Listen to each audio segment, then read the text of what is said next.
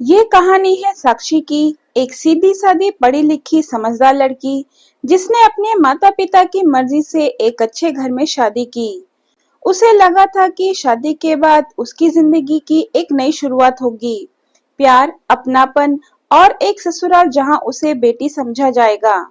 लेकिन जो हुआ उसे उसकी पूरी दुनिया ही बदल गई। साक्षी की शादी आदित्य से हुई थी। आदित्य एक प्राइवेट कंपनी में काम करता था और उसका परिवार एक मिडिल क्लास सोच वाला था। घर में आदित्य की मां कमला देवी एक विधवा और बेहद कठोर स्वभाव की औरत थी। कमला देवी की एक ही आदत थी, उसका बेटा ही उसकी दुनिया था और वह किसी और की बात कभी नहीं सुनती थी।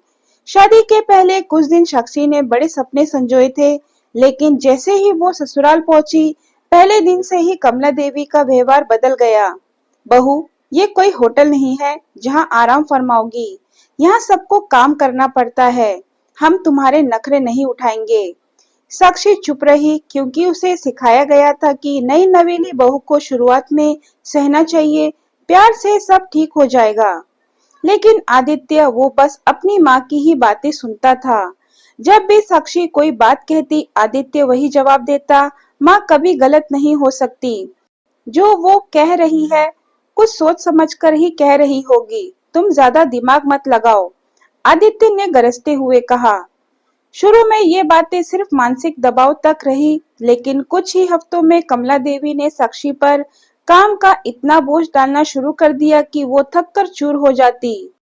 सुबह 5 बजे से रात के 11 बजे तक लगातार घर के काम बिना किसी मदद के करती, और फिर धीरे धीरे कमला देवी ने बहू को बदनाम करना शुरू कर दिया।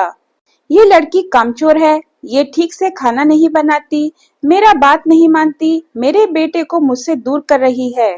आदित्य, जो पहले शांत रहता था, अब माँ की बातों में आकर साक्षी पर गुस्सा करने लगा, और एक दिन गुस्से में उसने हद ही पार कर दी। एक रात कमला देवी ने आदित्य से कहा, तू साक्षी को कुछ कहता क्यों नहीं? अब तो ये तमीज से भी बात नहीं करती।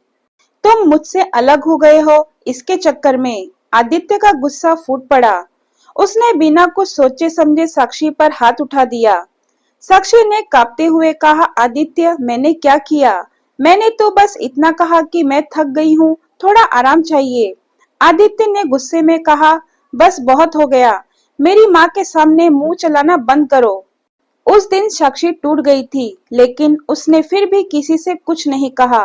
मायके में भी नहीं बताया, क्योंकि उसे लगता था कि शायद ये सब उसके प्यार से बदल जाएगा। धीरे धीरे